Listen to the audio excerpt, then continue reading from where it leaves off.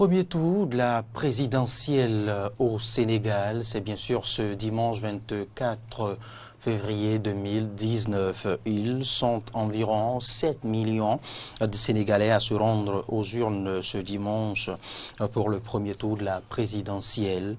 Le Premier ministre Mohamed Boun Abdallah Dionne a affirmé que qu'à l'issue de ce premier tour, bien évidemment, le président Macky Sall a été réélu avec 57% du suffrage exprimé.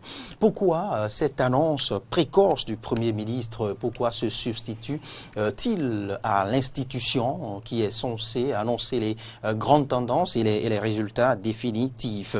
Et quels sont les éléments qui peuvent militer en faveur de cette victoire au premier tour de Macky Sall? Alors, pendant ce temps, il fallait le préciser, l'opposition en appelle à un second tour. Et tout ceci pourquoi? Morgane Metonji Asogba nous aidera à lire, à mieux comprendre non seulement l'animation de la vie politique au Sénégal, mais aussi et surtout l'enjeu de cette présidentielle, de ce premier tour de la présidentielle au Sénégal qui s'est tenu ce dimanche 24 février 2019. Bonjour. Bonjour, Monsieur Loris. Et merci d'avoir accepté notre invitation à la toute dernière minute. C'est un puisque plaisir. je laisse signaler aux amis auditeurs, c'était tout autre sujet qui était au menu, annoncé au menu du décryptage. Nous avons dû modifier le sujet tôt ce matin et vous avez accepté notre invitation. Franchement, merci. Alors, le premier tour, nous l'avons suivi sur les médias internationaux et même au pays, puisque nous étions au consulat du Sénégal, au Bénin, pour suivre, je dirais, ce premier tour de la présidentielle. Dites-nous, quel est l'enjeu de cette présidentielle? Voilà. La présidentielle au Sénégal est d'une importance capitale. Et c'est d'ailleurs presque dans tous les pays. Parce que lorsqu'on parle de présidentielle, on parle d'un leadership qui va impulser la politique, les différentes stratégies que le pays en question doit adopter pendant au moins 5 ans, si le mandat est bien de 5 ans et non de 7 ans. Particulièrement au Sénégal, il y a un système, du moins un sentiment populaire qui, lorsqu'on analyse les informations, semble ne pas être en faveur du président actuel qui est Macky Sall. Alors, ce premier tour est d'une grande importance. Pourquoi? Vous avez bien dit semble. Semble, semble. Ce premier tour est d'une grande importance. Pourquoi? Parce que si, éventuellement, le président Macky Sall venait à remporter au premier tour, alors il pourra pousser un ouf de soulagement. Mais si, effectivement, on allait à un second tour, alors toutes les chances pourraient se ranger du côté de l'opposition qui devra se mettre ensemble pour aller contre Macky Sall. Maintenant, la situation actuelle, lorsqu'on regarde la stratégie de communication adoptée par le camp du président Macky Sall, on comprend déjà son inquiétude personnelle. Dans la mesure où, lorsqu'on est confiant que les résultats des urnes sont en sa faveur, il n'y a pas de bataille médiatique forcément qu'on cherche à remporter. Mais là, on se rend compte que ce n'est pas l'opposition qui s'est précipitée dans la bataille médiatique, mais c'est plutôt le camp du président Macky Sall. Ce qui signifie que d'une certaine façon ou d'une autre, sans bien vouloir l'avouer, on peut lire à travers cette intervention que le président Macky Sall est en train d'avouer qu'il est bien soucieux de l'issue de ces élections. Et de l'autre côté, lorsqu'on analyse le sang-froid qu'adopte l'opposition, particulièrement du jeune qui est en train de faire une montée impressionnante. Qui modifie quelque peu la donne. Exactement. Et il a remporté, d'après les tendances Ziguinchor, qui est en Casamance, un terrain sur lequel le président Macky Sall tenait à remporter, mais voilà déjà une tendance qui effectivement change la donne. Donc on pourrait se dire que l'opposition quelque part est très confiant et qu'on risque d'assister à quelque chose d'aussi intéressant au Sénégal. Vous savez, le principe au pays, c'est d'attendre, c'est de patienter que la grande tendance soit donnée ici, dans le cas du Bénin, par la Sénat, dans le cas du Sénégal, par la Commission nationale du recensement. Mais on a constaté que le Premier ministre, vous l'avez abordé déjà, s'est hâté d'annoncer déjà un bon pourcentage. 57% environ. Oui. Pourquoi cet acte d'incivisme? Pourquoi? Est-ce une stratégie? À quoi cela rime? Oui, Monsieur Davo, vous l'avez déjà compris en partie et je viens simplement renforcer déjà ce que vous dites. C'est vouloir gagner la bataille médiatique. Au fait, lorsqu'on parle des élections en général, il y a plusieurs fronts de bataille. C'est pour cela d'ailleurs qu'on assiste à la campagne. Et lorsqu'on a un candidat qui ne fait pas suffisamment de campagne, qu'on ne voit pas sur le terrain, l'opinion publique a intérêt, ou du moins a tendance à croire que ce candidat n'a pas été présent.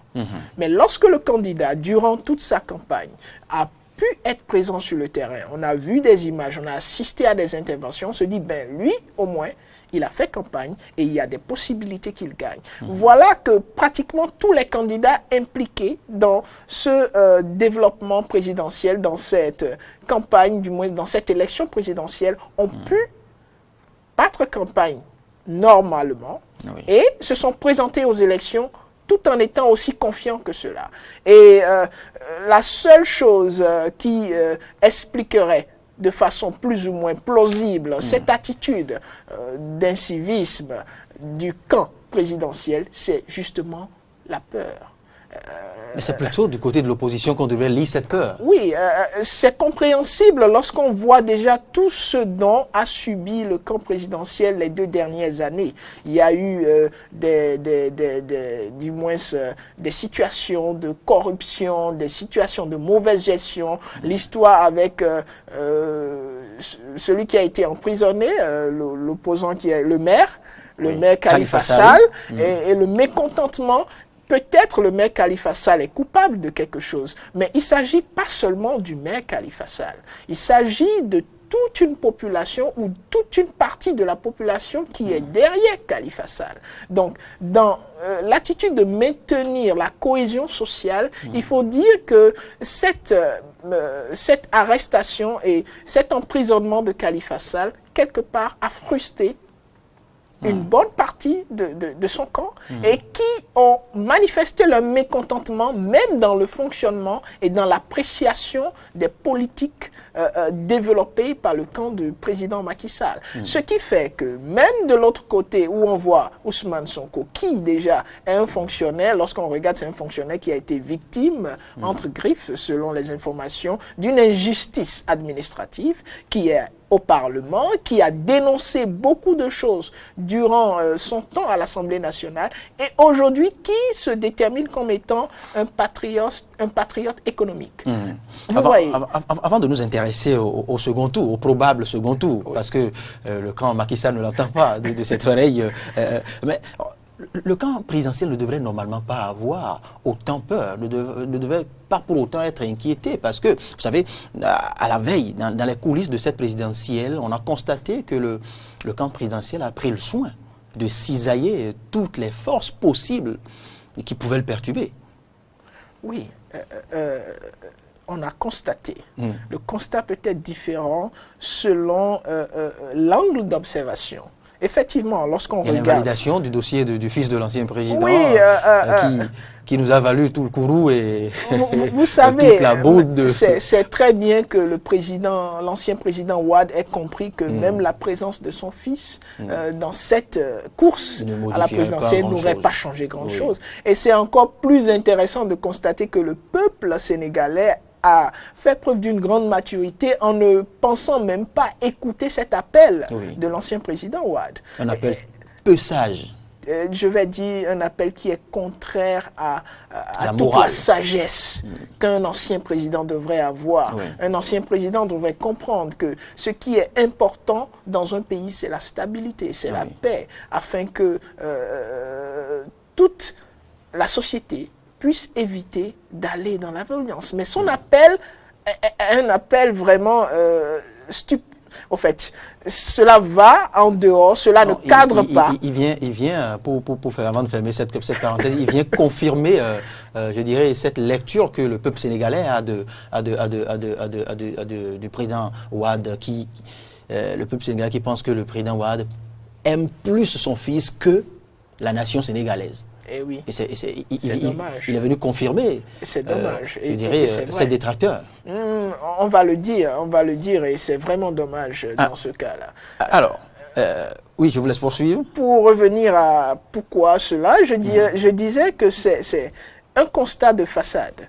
Parce que le président Macky Sall, plus que vous et moi, est conscient des réalités du terrain. Et lorsqu'on écoute certains jeunes sénégalais, lorsqu'on voit certaines interventions, on constate qu'au fond, sur le terrain, il y a vraiment des dysfonctions.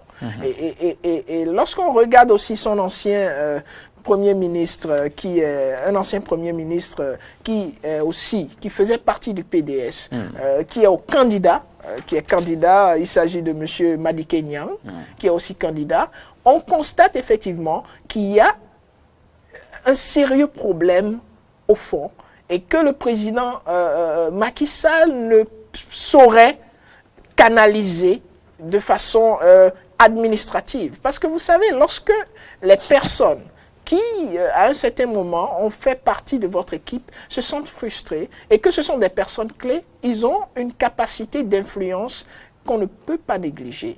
Et c'est cet état des choses qui expliquerait l'attitude du camp de Macky Sall lorsqu'il se précipite et dit on a gagné les élections à environ 57% pour éviter un probable second tour. Oui, mais le camp Macky Sall pense plutôt que ce sont les acquis, les réalisations qui justifient, qui les confortent dans cette victoire au premier tour. Et non, contrairement à ce que pensent ces détracteurs qui pensent plutôt que le président Macky Sall est le premier en pose de pied, en des projets inachevés et autres. Mais le camp pense que le président Macky Sall est le premier à avoir fait davantage pour la nation sénégalaise. Oui. C'est vrai qu'il y a de très mirobolantes réalisations. On va pas le nier. On va pas le nier. On va pas, du moins, shadow. We are not going to shadow those realizations. On va pas mettre cela dans l'ombre. Mais la question n'est pas. Il y a eu de très intéressantes réalisations. Oui. Cher Morgan. Vous savez. Qui peuvent militer, qui peuvent conforter le camp présidentiel. Effectivement, si on prend tout ce qui a été réalisé, si on prend le programme, et si on prend, vous savez, au fait, ce que je veux souligner, aujourd'hui... L'aéroport, l'imposant aéroport international, et beaucoup d'autres grands bâtiments administratifs et autres. Oui. Aujourd'hui, au Sénégal, quand vous prenez le Sénégal, dans son fonctionnement, ce n'est plus la capacité à réalisée qui est mise en cause, contrairement à certains pays africains qui peut-être ne jouissent pas de l'arsenal qui permet d'aller directement aux réalisations. La crédibilité du Sénégal et aussi l'engagement des partenaires au Sénégal, les fonds qui viennent au Sénégal sont largement a priori suffisants pour conduire à ces réalisations. On se souvient aussi des réalisations du président Wade lorsqu'il était au pouvoir. Donc, ce serait incompréhensible déjà pour la nation de se rendre compte que, quel que soit le président qui vient, qui ne puisse pas réaliser sur le plan infrastructurel et sur le plan administratif. La question au Sénégal aujourd'hui, c'est d'abord la cohésion sociale, première chose, et c'est aussi la distribution, la redistribution des richesses.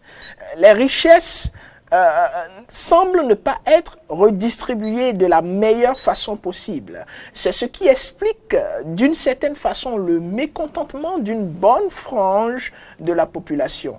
Et c'est ça, au fait, qui doit être la priorité, qui doit être l'angle d'observation qui explique le mécontentement d'un certain nombre des opposants ou des leaders politiques qui souhaitent réellement que le président Macky Sall parte de ce leadership. Donc la question n'est pas forcément par rapport aux réalisations. Se concentrer sur l'aspect réalisation pour apprécier le leadership du président Macky Sall serait ne pas prendre en compte ce qui semble constituer aujourd'hui l'inquiétude principale de la population sénégalaise. Oui, mais vous le dites si bien, vous avez mis l'accent sur le leadership ou la presque incapacité du président Macky Sall à sauvegarder la cohésion nationale, je dirais à réconcilier les différentes sensibilités politiques. Mais cela n'a été constaté qu'au dernier mois avant cette échéance présidentielle, sinon qu'au départ de son mandat. Eh bien, la cohésion y était. Il était même plébiscité. Donc, est-ce que cela ne voudra pas dire que c'est en guise de préparation à une quelconque victoire pour la présidentielle que le président Macky Sall a opté pour ce principe de dislocation du landerneau politique sénégalais? Oui, c'est une analyse qui peut être compréhensible. Toutefois, il serait bien de remonter un peu par rapport à des prononcements de certains leaders politiques bien avant même, c'est quelques mois. L'affaire du maire de Dakar ne remonte pas à quelques mois, vous savez. Ça remonte, on dira même presque au début du mandat du président. Mais là, c'était dans la fièvre de la lutte contre l'impunité. Exactement. Portée même par le peuple. Et on l'a compris. Oui. Mais quand vous regardez aussi les déclarations du jeune Ousmane Sonko, déjà en tant que député, ça ne date pas aussi d'il y a quelques mois. Alors, ce que je voudrais souligner, c'est quoi? C'est fort probable que lorsqu'on regarde ce qui a été relayé par les médias, qu'on puisse penser que ces mécontentements, cette incapacité de maintenir la cohésion sociale qui semble apparaître, date d'il y a quelques mois. Mais lorsqu'on est sénégalais, je ne suis pas sénégalais, il se pourrait qu'on ait une différente façon de voir les choses.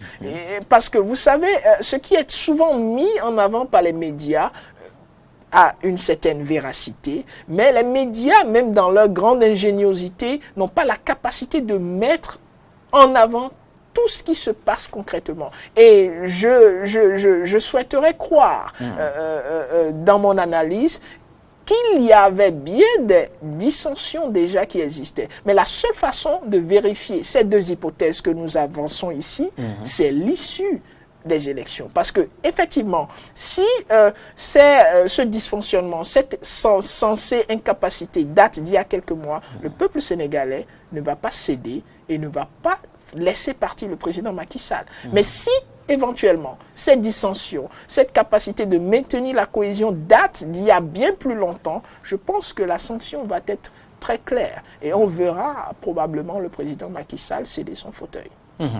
Mais en dehors de cette difficulté à assurer cette cohésion et de ce déficit en leadership que vous évoquiez à l'entame de votre raisonnement, Morgan Metonji, intéressons-nous maintenant au second tour. Au second tour qui, pour vous, représente un risque pour le camp présidentiel, enfin, que pour le camp présidentiel, que pour l'opposition. Alors, le second tour, est-ce qu'un risque pour le camp présidentiel et pour l'opposition? Je dirais que c'est beaucoup plus un risque pour le camp présidentiel que pour l'opposition. Parce que lorsqu'on se met du côté de l'opposition n'a pratiquement rien à perdre. L'opposition n'a pas un capital à maintenir ou à défendre. Mais l'opposition vient avec une nouvelle vision, avec des constats qu'ils ont fait ressortir et une certaine détermination. Mais le camp Macky Sall, effectivement, est assez soucieux et devrait l'être. C'est ce qui explique, comme on l'a déjà dit, cette façon d'aller dans la bataille médiatique. Cette communication anticipée. Qui n'obéit pas. Il a fallu seulement une heure. Pour qu'il se lance dans cette communication. Et cette communication fait preuve d'incivisme. Et une démonstration d'incivisme à cet instant présent du processus électoral par le camp qui est au pouvoir, a priori devait être hautement sanctionné. A priori, oui. On aurait pu comprendre que ce soit l'opposition qui sorte et qui dise, mais écoutez... Parce que les tests en vigueur en République du Sénégal le lui concèdent. Qu'il y ait des déclarations de tendance. Voilà. Je ne pense pas. Lorsqu'on regarde les réactions qui ont été faites on sait que les tests ne confèrent pas, ne donnent pas cette opportunité aux candidats, quel que soit le camp. Et puisque le Premier ministre ne saurait ignorer les tests, une telle disposition. Exactement. Donc il a fait sciemment. Il a fait sciemment. Et s'il a fait sciemment, on a tendance à croire qu'il a fait sous instruction. Et si on n'a pas aussi eu de réaction du président Macky Sall pour dire, ben, écoutez, je ne suis pas d'accord avec ce que le Premier ministre a fait, on continuera de croire que c'est sous instruction, et ce qui décrédibilise en quelque sorte. Alors, cette communication vise à éviter, entre griffes, ou viserait à éviter au camp présidentiel un second tour qui vraisemblablement se tiendra le 24 mars, selon les dispositions en République du Sénégal. Alors, pour ce second tour, quels seront je suppose, entre Idrissa Seck et Ousmane Sonko, le second tour, ce serait vraisemblablement, pour supputer, on va supputer, on précise, un second tour entre Macky Sall et Idrissa Seck. Idrissa Seck, sûrement. Où on tentera le jeu entre Macky Sall, Idrissa Seck et Macky Sall, Ousmane Sonko. Exactement. Ce qui est évident, Macky Sall ira au second tour. Oui, si Macky Sall éventuellement on a un second tour. Oui. Maintenant, lorsqu'on regarde, qu'il soit en face de soit Idrissa Seck ou soit Ousmane Sonko. Mais lorsque vous regardez ce qui se passe actuellement, vous savez... Qu'est-ce qu'il arrangerait? Quelle carte arrangerait le camp présidentiel?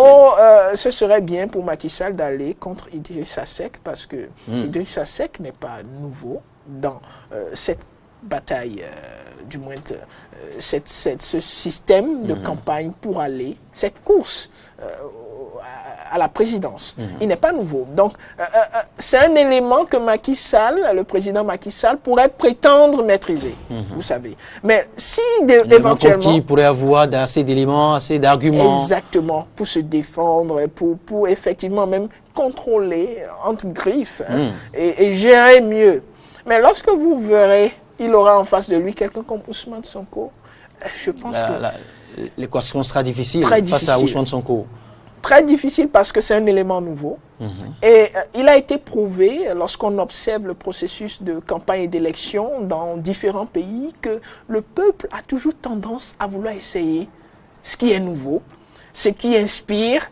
Vous avez vu ce qui s'est passé. Je voudrais croire que vous ne vous appuyez pas sur les réalités béninoises pour lire. Non, les réalités béninoises sont partie des réalités. Lorsque vous regardez, pas seulement... Nous avons cette propension au neuf. Oui, c'est pas seulement au Bénin. Regardez ce qui s'est passé en France.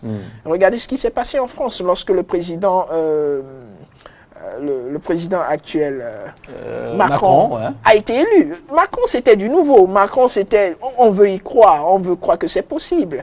Et effectivement, le président Macron a été élu. Regardez ce qui s'est passé aux États-Unis avec l'élection du président Obama. Le président Obama incarnait une nouvelle donne dans le système, dans le processus.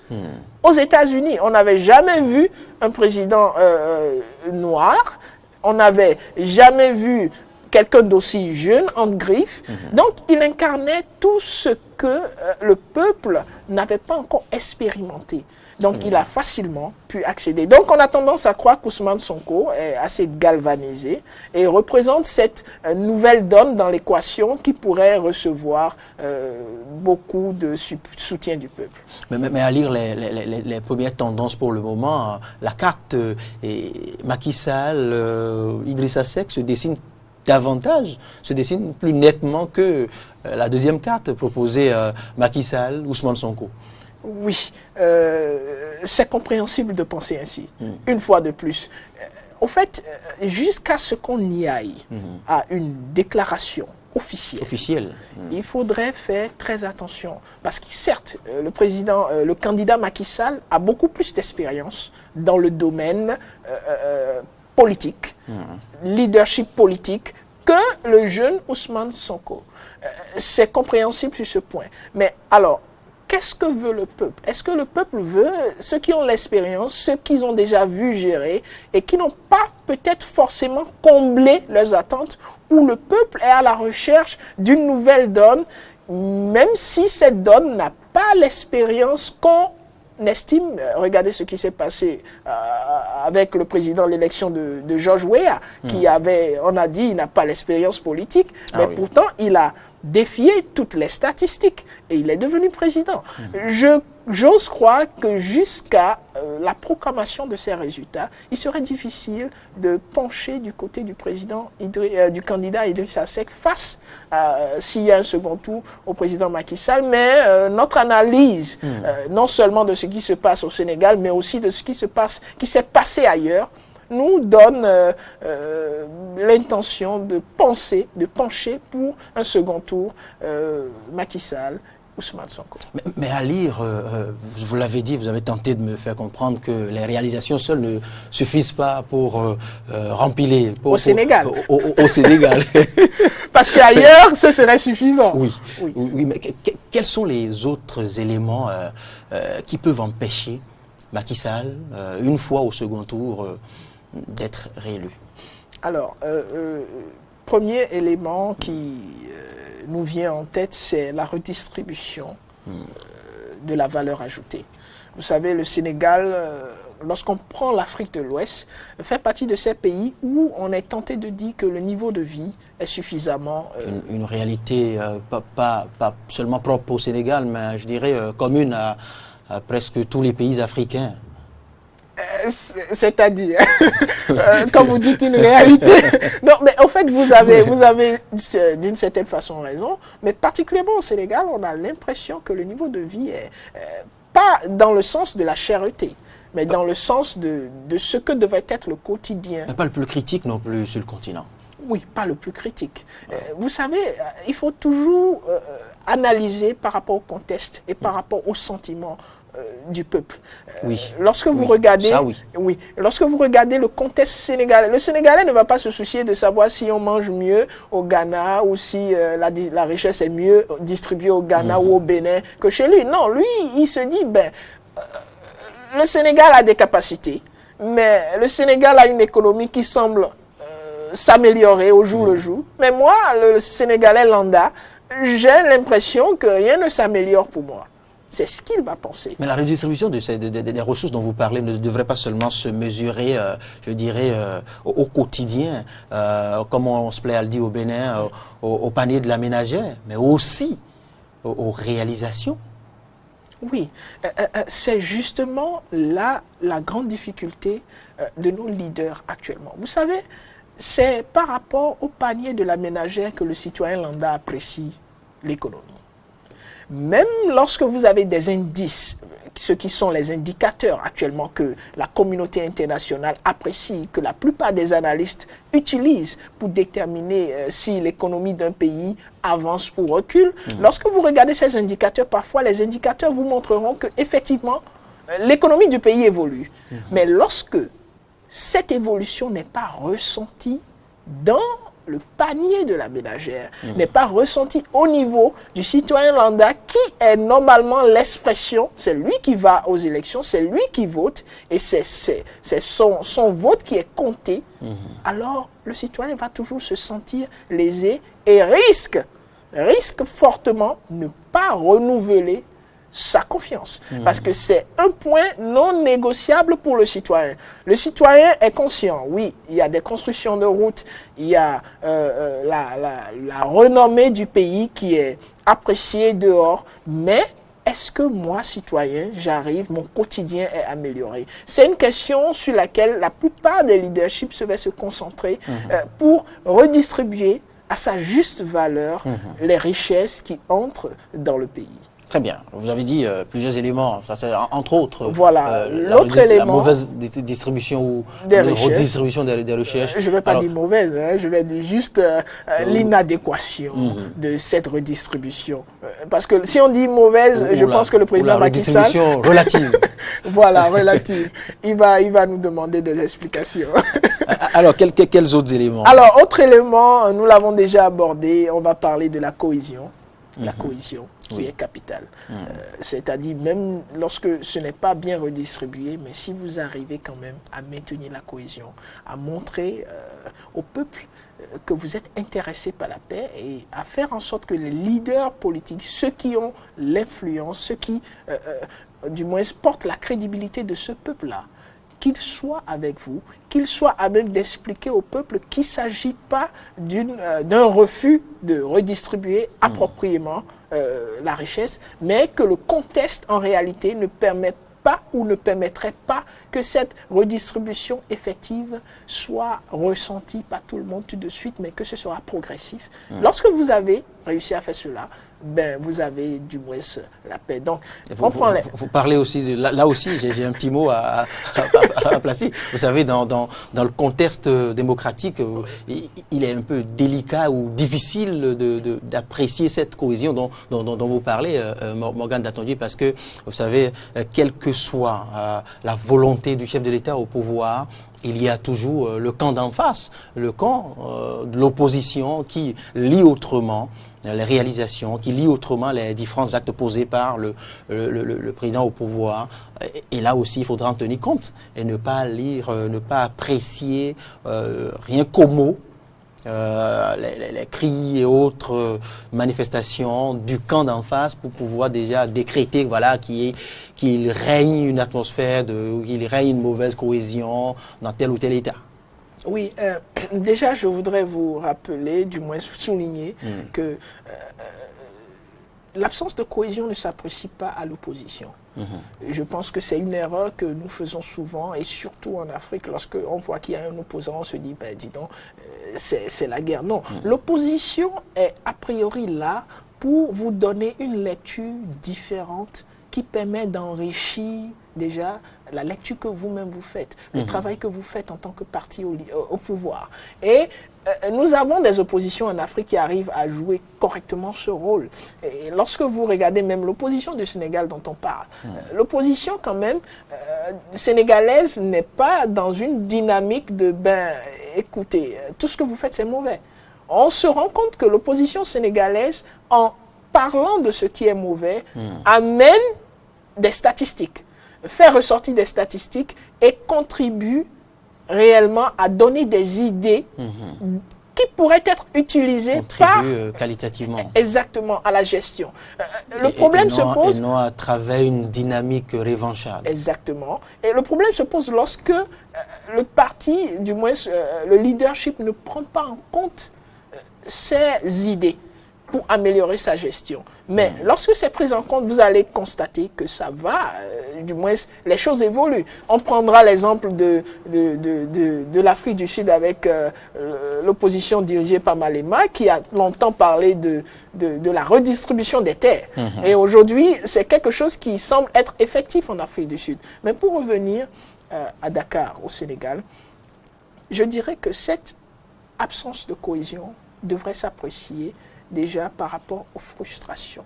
Vous savez, lorsque vous avez des frustrations qui sont très prononcées et critiquées. Bon, des frustrations générées par des réformes qui, normalement, devraient se comprendre, devraient être bien assimilées. C'est là, en fait, la délicatesse de la chose. Les réformes, a priori, sont compréhensibles. Lorsque c'est un camp qui en parle, qui dit ben nous sommes frustrés par ces réformes, on peut gérer. Mais lorsque c'est plusieurs forces leadership et que ces forces, lorsqu'on regarde ce qu'elles sont en train de reprocher au leadership, on se rend compte que c'est effectif. On pourrait comprendre que le camp de M. Khalifa Sall, on pourrait comprendre que ce sont des réformes, du moins des frustrations nées, des réformes qui semblent être positives. Vous voyez, on dirait que bon, on comprend. C'est parce qu'on a emprisonné le leader Khalifa Sall de façon justifiée qu'ils sont frustrés. Mais lorsqu'on regarde Madické Niang, qui était du côté du président, mais qui aujourd'hui est candidat et est candidat avec une certaine base. Lorsqu'on regarde Idrissa Seck, oui, bon, on sait que c'est déjà c'est des oppositions prononcées depuis longtemps. Lorsqu'on regarde maintenant Ousmane Sonko, parce que vous savez, lorsque vous suivez un peu le parcours du candidat Ousmane Sonko et ce qui explique pourquoi est-ce qu'il a un soutien aussi prononcé, c'est que c'est un parcours qui a été suivi. Pas seulement parce qu'il est jeune, mais parce qu'il est parti selon les informations déjà d'une injustice administrative. Ensuite, il est allé au Parlement. Et lorsque vous suivez ses interventions au Parlement, c'est toujours pour faire ressortir des faits. Il a fait ressortir des faits de corruption au Parlement qui ont créé un grand remous et d'une certaine façon qui ont fait à ce que le peuple prenne conscience de son existence. Et ensuite, vous le voyez dans une dynamique de patriotisme économique. C'est-à-dire, il estime, et lorsqu'on regarde tout ce qu'il a dénoncé, que le Sénégal dispose suffisamment d'une économie suffisamment forte pour faire mieux et plus que ce que le Sénégal ne fait. Et il montre que c'est une lecture qui est relative. Tout de même relative. Non seulement c'est relatif, mais c'est plus facile à pondre une telle lecture quand on est de l'autre côté, quand on est dans cette posture. Je suis totalement d'accord avec vous. Quand on n'est pas... je serais très d'accord avec vous s'il n'y avait pas des faits qui accompagnaient, du moins des statistiques et des faits qui accompagnaient ces lectures. Vous savez, lorsqu'on dit il y a de la corruption, c'est facile à dire. Mais prouver qu'il y a de la corruption avec des documents à l'appui, là, ça devient inquiétant. Et là, ça attire beaucoup plus l'attention. C'est simplement pour dire que c'est avec des éléments effectifs et clés qu'on peut apprécier la cohésion sociale. Pas simplement des déclarations, des mouvements, parce qu'effectivement, comme vous l'avez souligné, c'est très facile de rassembler des gens, d'appeler les médias et de montrer que bon, le peuple est frustré et qu'il n'y a pas de cohésion. Il ne s'agit pas de cela, mais il s'agit de baser son analyse sur des statistiques, des documents et des faits. Et cela va vous permettre de savoir, est-ce qu'on est là face à une sorte de manque de cohésion sociale, où il y a une cohésion et que ce ne sont que des faits voulus par l'opposition pour instrumentaliser et en arriver au bout de ses fins. En attendant la confirmation, je dirais, des grandes tendances lues déjà par le Premier ministre, la confirmation ou l'infirmation, ça dépend. Et si la Commission nationale de recensement venait à contredire, à infirmer la tendance, les 57%, que le Premier ministre attribuait au chef de l'État Macky Sall, eh bien, on sera contraint au second tour, probablement le 24 mars. Et si vous permettez, c'est une bévue entre griffes très importante parce que cela met la commission en charge de faire le travail dans une situation très inconfortable. Parce que là, elle va réfléchir beaucoup plus qu'il ne le fallait avant de se prononcer. N'est-ce pas une manière de dire à la Commission nationale du recensement, voilà, la tendance, faites davantage d'efforts pour pouvoir nous hisser à Exactement. À ce niveau. C'est une façon de dire, mais voilà l'angle de vue que je vous donne. Agissez dans ce sens. N'est-ce pas une sorte de mot d'ordre? Mais on attend la Commission nationale de recensement. D'ici demain déjà, les grandes tendances devront normalement être prononcées. Et d'ici la fin de la semaine, on devra être situé sur, je dirais, les vrais chiffres. Oui, il faut souligner que l'opposition a réagi. Vous avez Idrissa Seck qui a dit qu'un second tour est inévitable, que quel que soit ce que le camp Macky Sall dit, qu'ils feront tout. Ils feront tout, et c'est ça en fait qui est aussi inquiétant. Ils feront tout pour qu'il y ait un second tour. Oui. Et vous voyez, c'est juste comme vous l'avez dit. Non, mais de quelles armes dispose-t-il pour tout faire, pour faire ce tout dont il parle? Mais vous voyez, et c'est là, il dispose de l'arme la plus puissante. C'est de bonne guerre, en fait, c'est de bonne guerre, pas média. C'est de bonne guerre, ces différentes déclarations. Mais toujours est-il que le Premier ministre devait éviter cette déclaration. Oui. Parce qu'il devrait donner l'exemple. Et a priori, il devrait être sanctionné. Il devait être sanctionné, normalement. Oui, on attend de voir si le président Macky Sall prononcera une telle sanction, aura le courage de le faire. Parce que s'il le faisait, ce serait dans son intérêt. Et s'il ne le faisait pas non plus, on comprendrait que cela participe, cette déclaration participe à sa stratégie d'orientation de la Commission nationale de recensement. Morgane Assogba, nous sommes presque au thème de cet échange sur le premier tour de la présidentielle au Sénégal. En attendant le second tour, votre mot de la fin. Mon mot de fin, c'est que ce que le Sénégal a réussi à faire prouve qu'on a des peuples en Afrique qui sont très matures et le peuple sénégalais a fait preuve d'une grande maturité. J'invite ce peuple à faire preuve d'une maturité encore plus grande en ne cédant pas, quels que soient les résultats qui seront proclamés, à la violence. Et j'invite les leaders politiques à faire en sorte que cette maturité soit maintenue, comme le peuple a su le faire face à l'appel qui a été lancé par l'ancien président Abdoulaye Wade. Et pour finir, j'invite le président Macky Sall à faire preuve de grande sagesse. Pas seulement le président Macky Sall, mais l'ancien président Abdoulaye Wade aussi a fait davantage preuve de sagesse. Parce qu'un PP, ça veille à la maison, ça veille sur la maison, il aurait dit. Mais un PP ne vient pas tout casser comme il a eu à le faire. Et il aurait pu quand même embraser la nation. Si, comme vous l'avez dit, le peuple sénégalais n'était pas aussi mature, eh bien, cela suffirait déjà pour apporter de l'étincelle,